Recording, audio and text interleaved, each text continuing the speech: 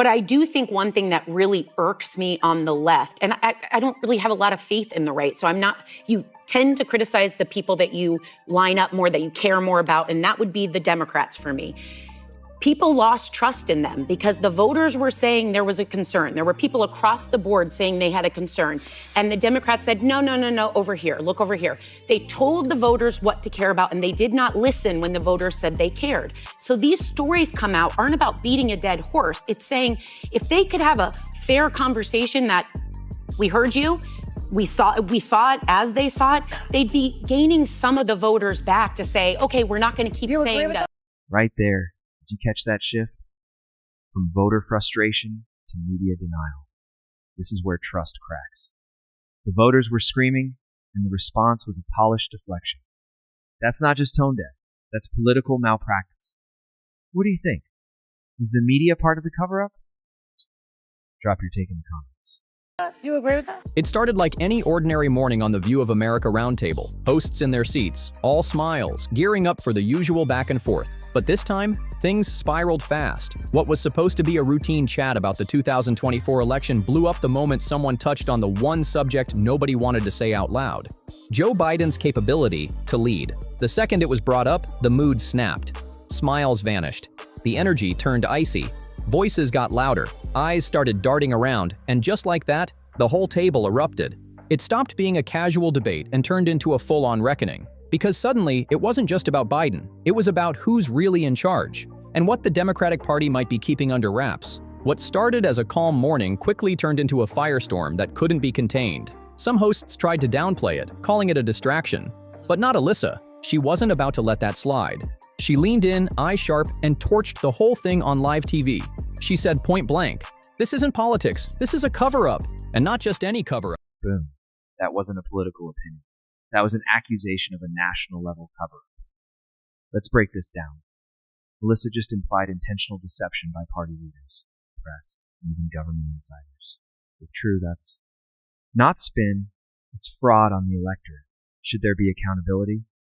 Let's talk about it. No, I don't. I think that I want to move on from why the Democratic Party lost, and I want to hear from the Democratic Party about how we are going to take our country back and how what they are going to do to combat fascism and what they're going to do to stop the Medicaid cuts that are going on, to stop giving tax cuts to billionaires, to stop taking federal workers' pensions away, to stop taking federal jobs away, to stop taking education away, to stop attacking our institutions, to stopping, why is this Trump administration stopping medical research, cancer? I want to talk about why this administration is giving refugee status to South African white Afrikaners as opposed to Afghans and Ukrainians and people of color. That's what I want to talk about. Alyssa claimed this was the biggest political scandal in modern American history. According to her, the American public had been lied to for years. She said the party leaders knew the truth. The media covered it up. Even government officials, people who were supposed to defend democracy, turned a blind eye. 4 years. That's how long she claimed the deception lasted, and she wasn't backing down. What went down next wasn't just some spicy segment on a talk show. It turned into an all-out verbal brawl. The cracks in the system didn't just show, they split wide open. That line about cheap magic tricks? Ooh, that hit. This is where emotional stakes spike. It's not just about Biden anymore. It's about trust betrayed. When political illusions collapse, people don't just get mad, they leave the party. Are we seeing the start of a mass exodus? Right there on national TV. And Sarah, she was the first one to throw heat. She let it rip, calling out the Democratic Party for straight up ignoring their own voters. What really had her fuming was how party leaders kept brushing off what everyday Americans were screaming from the rooftops. Democrats, independents, middle ground moderates, everyone was saying it. Something's not right with Biden. But instead of listening, the party basically told folks to sit down and hush. Sarah compared it to a cheap magic trick. Don't look at the failed illusion, she said. Just keep your eyes on the shiny distraction. She made it clear, this wasn't about trashing Biden. It was about telling the truth. It was about giving people the respect of being honest. She said if the party had just admitted what voters were already seeing with their own eyes, they might have held on to some trust. They could have started rebuilding bridges. But instead, they played it cool, like everything was peachy, gaslighting their own base. And this wasn't just some rookie mistake. Sarah said it straight. This was a pattern, a party obsessed with image and control that forgot who actually gave them the power in the first place. Sarah dropped the bomb live on air, and you could feel the energy crackle. The second she went off, the tension got thick. You could practically hear the producers scrambling in the control room, probably sweating bullets, because what was about to unfold wasn't just heated, it was explosive. The other hosts? They weren't about to let Sarah's shots at the party slide without clapping back. But that's when things stopped being just political jabs and took a much darker turn. The debate spiraled from surface-level drama straight into shocking behind-the-scenes claims. What the hosts were throwing out there wasn't just about Biden having some senior moments. They said he wasn't running the country at all. Allegedly, it was a whole crew behind the curtain. Pelosi, Schumer, Hakeem Jeffries, even Barack Obama, who knew he wasn't fit but kept the charade going. Let that sink in. Documents were being signed, laws pushed through, global summits held. And no one could say for sure if Biden even knew what he was greenlighting. This wasn't just messy politics. This was being called a collapse of presidential leadership. They even pointed to how wild it is that a man who once stood against gay marriage and school integration somehow became the face of modern progressive policies. And the hosts calling out the party? They were clear. They didn't believe that shift came from Biden's heart. They said he was being used. A puppet, plain and simple. Just a familiar face the party propped up to push through an agenda he didn't fully stand behind. They even brought up those pride flags at the White House, not to attack what they represent, but to say, he didn't choose that. He didn't decide that. According to them, it was just more proof. He's not in control. They said the whole thing was an act. One big, polished performance designed to sell voters a version of Joe Biden that wasn't real. The real Biden? According to the hosts, he'd been pushed to the sidelines, checked out emotionally, politically, and completely out of step. And the craziest part? The people in charge didn't just watch it happen. They planned it. Every move, every speech, every appearance. It was all part of the show. Then came the moment that sent a cold silence through. Pause right here. 77% of Americans thought Biden was too old to run again, and the response from party elites? Silence. The primary, the debate, just a coronation. From a legal standpoint, that might not break election laws, but it shatters the spirit of democratic participation. Can we still call that leadership? The room. 77% of Americans in 2023 said Joe Biden was too old to run again. And they were told, sit down, shut up, he is the nominee. And then when it became untenable and he stepped aside, they anointed Kamala Harris. There was not a primary, there was not a democratic process. And then when she lost, they said, don't look backward, we're moving forward, we're not even going to talk about why we didn't listen to you. We had Joe Biden here last week. It was an honor to have him. I think he is a good man. I do not think he could have been president for 4 more years. The hardest job on the planet. Can this guy be president? He was elected. I didn't vote for it. Real quickly, but he also, President Biden took responsibility at this table, which is something that I'm frustrated with the Democrats. He said, he did take this falls responsibility on me. And I said that was the clearest answer of what people needed to hear. While American media was busy spinning the narrative that Biden was sharper than ever, the rest of the world, they weren't buying it for a second. World leaders weren't fooled by polished press releases or carefully edited late-night interviews. The claim on the table, people like Putin and Xi Jinping saw through the act. They watched Biden stumble through speeches, freeze mid-sentence, and fumble through critical moments, and they acted accordingly. While Biden was in office, the world didn't just change, it spiraled. Russia launched a full-blown invasion of Ukraine. China started flexing harder on Taiwan. And Iran, bold and unbothered, backed attacks on Israel without blinking. The argument wasn't that these were coincidences. Nope. The show suggested these were calculated power moves, executed because those leaders saw weakness in Washington. America had a confused president, one of the hosts claimed, and they took advantage of it. And here's the thing, you can't gaslight the global stage like you do a home audience. The world saw the hesitation. They saw the stumbles, the unfinished sentences. And they didn't care what spin CNN or Colbert put on it. They reacted to what was real. According to the heated showdown on air, this wasn't some series of unlucky events. This global mess was, in their words, the consequence of the Democratic Party's refusal to face reality. Keeping Biden in office, they argued, didn't just mess things up for America, it shook the whole world. And when that reality was laid bare in front of a live audience, the vibe shifted fast. This wasn't about Democrats versus Republicans anymore. This was about real damage, real consequences, and real people being affected. But instead of digging into that, some of the hosts, especially Sunny, tried to swerve the whole thing. Not just the Biden debate, but the entire mess. she completely changed gears. Suddenly, she was rattling off every Democratic talking point under the sun. We need to fight fascism, stop Medicaid cuts, protect pensions, save public education. The list went on and on, but none of it addressed what was actually being said. While Alyssa and Sarah were locked in, demanding honesty about the last 4 years, Sunny seemed like she was in a totally different episode. It was like two separate conversations were happening at the same time, and it made the tension in the room even worse. Sunny kept dodging the accountability talk. She acted like there was no need to look back, no need to answer the hard questions. And then, out of nowhere, she threw in a bizarre claim that the Biden administration was prioritizing white South African refugees over Afghan and Ukrainian ones.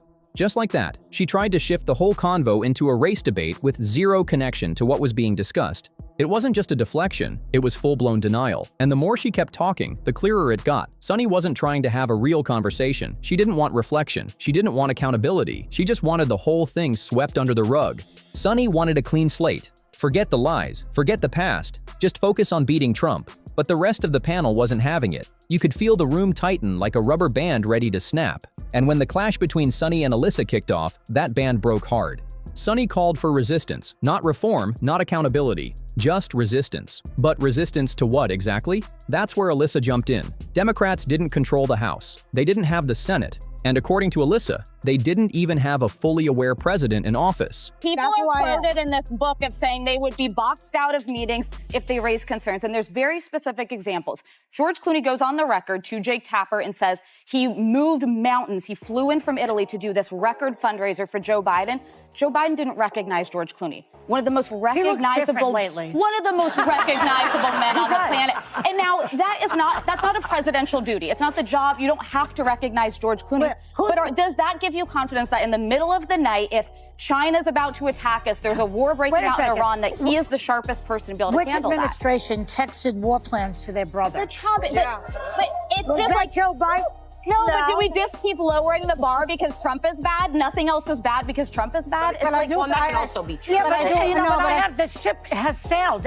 It's out in the ocean somewhere with Biden. We have Trump it's over. Get over it. No, we have Trump because you guys screwed this up. With all due respect. All right, but does it? So what was this resistance really about? Sunny wasn't offering policy or leadership ideas. She was talking protests, confrontation, all-out pushback. But pushback against who? Alyssa didn't hold back. She said they'd already done it all. The chants, the marches, the drama, the smear campaigns, and still, they lost. So what now? That's when it got dark. Alyssa said it straight.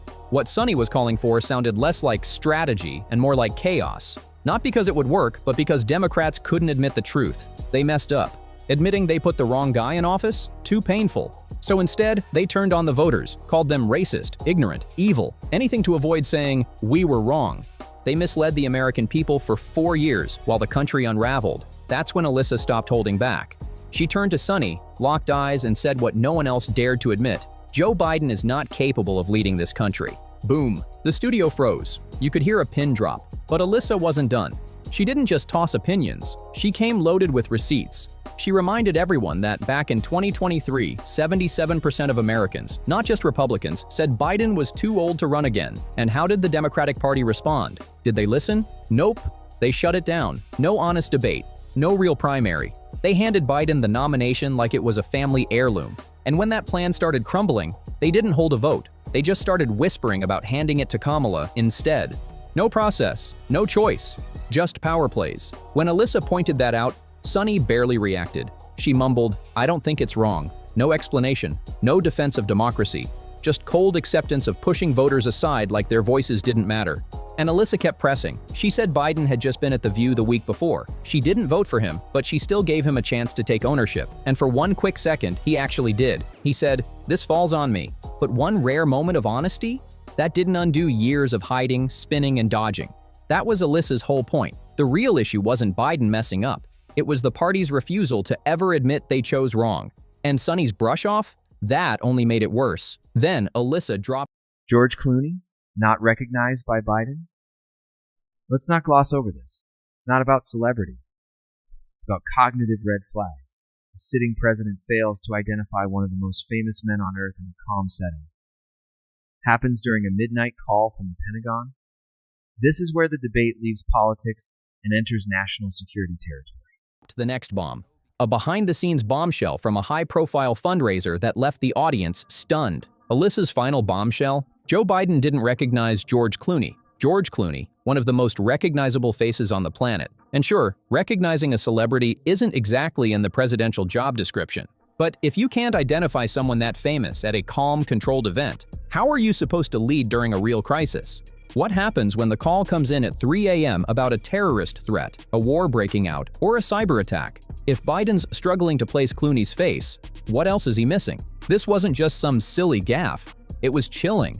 And the way Alyssa told it, that moment said everything about where Biden's awareness really stood when the pressure was on. But of course, Joy Behar jumped in to shut it all down. She went straight for the usual escape hatch. But Trump, every time Biden's leadership got questioned, Joy deflected with another January 6th flashback or a rant about Trump's past. The moment things got uncomfortable, she hit that panic button hard. Deflect, distract, derail. It didn't matter what was actually being discussed, she'd drag it right back to Trump every single time. And it wasn't just weak, it was straight up disrespectful. Nobody on the panel was arguing Trump was flawless. The issue was, why is it okay for Biden to stay in power while clearly slipping? I actually think we have Trump really? because Trump lied to people. I think that's why we have. Well, he won more votes. That is a fact. I think he lied to his base. I think he told his base that they were going to their overtime would not be taxed. That was a lie. Actually, that's in the new tax bill. It's literally in the tax bill in Congress. They had to fight to put that in. They had to fight to put that back in. He had every intention of taking away that. That's not true. He ran on no tax on tips, and it's in the tax bill. Yeah, but it wasn't in it originally. I also think being that a lot now. of people are, and Swazi pointed it out that it wasn't in there.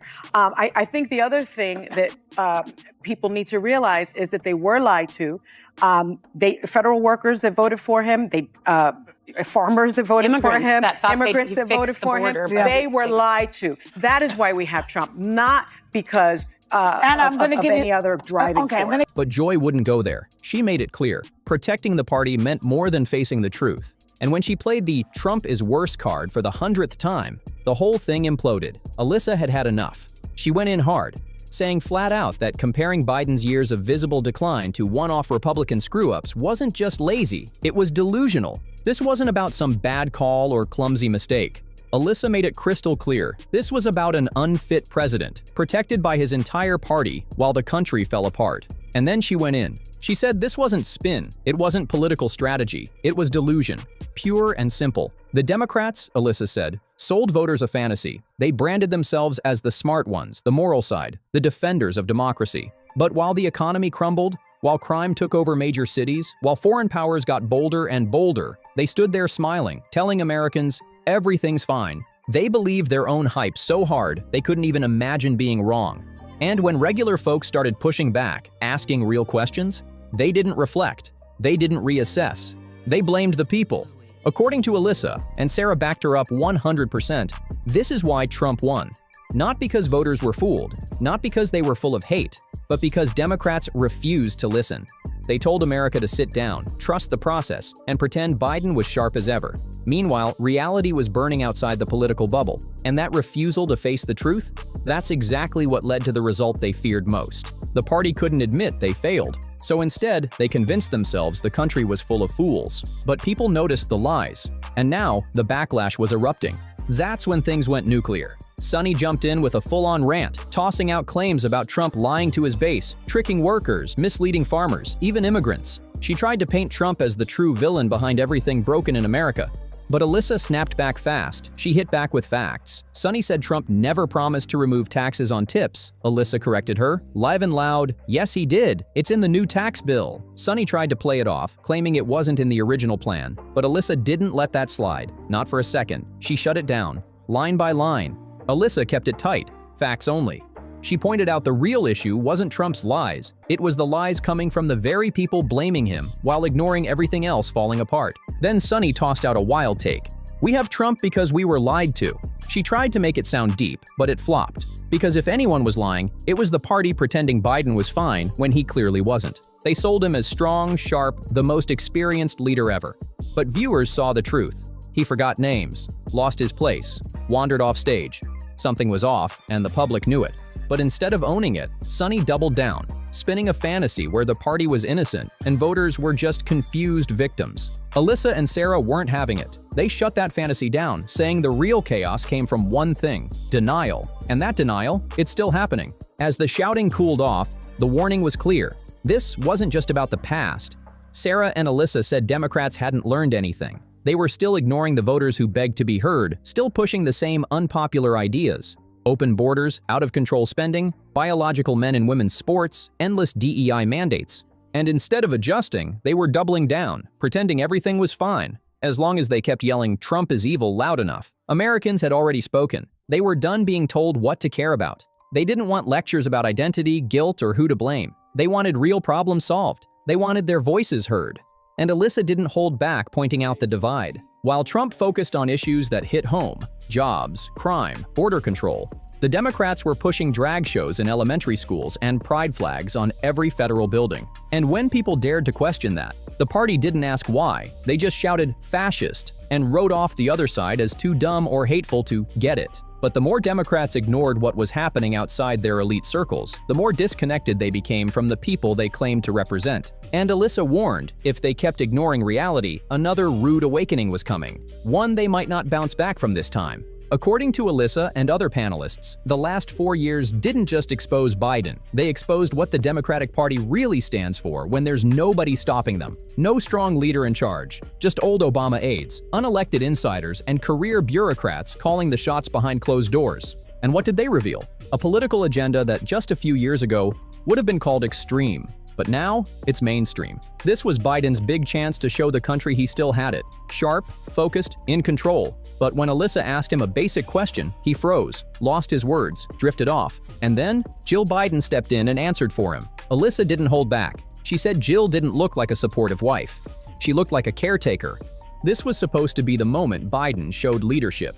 Instead, it confirmed everything critics had been saying for years. He couldn't handle one simple question without being rescued. That moment hit Alyssa hard. It wasn't spin anymore. It was real. She said it flat out. This wasn't just another political blunder. It was one of the most shameful cover-ups in U.S. history. For over 200 years, America always had a functioning president. But now, according to her, it wasn't Biden calling the shots. It was a group of unelected Obama-era insiders running things behind the scenes. And the worst part? They knew exactly what they were doing, and they didn't care what it cost the country. The border was in full-blown crisis mode. Millions entered illegally, and cities couldn't keep up. Schools were overwhelmed. Emergency services stretched thin. But instead of solutions, the party gave feel-good speeches about diversity and compassion. Meanwhile, regular Americans were watching their communities crumble. Unsafe streets, broken schools, rising costs, and their tax money? It was going toward programs for people who weren't even citizens. What Alyssa exposed wasn't just Biden's weakness. It was the unchecked power of a party that forgot who it was supposed to serve. And that is what scared people the most. Everything got flipped. Cultural values that once brought people together were thrown out the window. Suddenly, being proud of your country was seen as a problem. Gender got turned into a costume. And kids were being shown things in classrooms that, just a decade ago, would have sparked national outrage. And the moment anyone pushed back, you were labeled a bigot, a threat, even an enemy. Alyssa didn't sugarcoat it. She called it exactly what it was: a mirror. A reflection of what happens when there's no real leader at the top. No balance, no checks. Just a party running wild with raw ideology. She said the last 4 years showed Americans exactly what it looks like when one side has total control. It wasn't about unity. It wasn't about solutions. It was about forcing their worldview, no matter how far removed from everyday reality. And that's where they lost people. Even lifelong Democrats were starting to say, wait, is this what we voted for? Because this stopped being about Joe Biden a long time ago. Biden's decline? That was just a symptom. The real issue was the system, the machine that kept him standing while it reshaped the entire country without asking anyone. That's why Alyssa and Sarah were so fired up. Not just because of the lies, but because the party showed their hand. They exposed what they do with unchecked power. And now they were hoping people would just move on and pretend it didn't happen. Mic drop moment. Alyssa isn't just taking shots.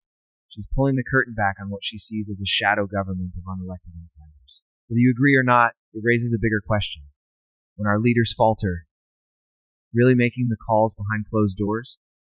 And who's holding them accountable? But not everyone was ready to move on. Alyssa dropped one final blow, live on CNN. She brought up The View's recent sit-down with Biden and didn't hold back. She said she asked him directly about concerns over his ability to lead, and his response? Let's just say, it wasn't reassuring.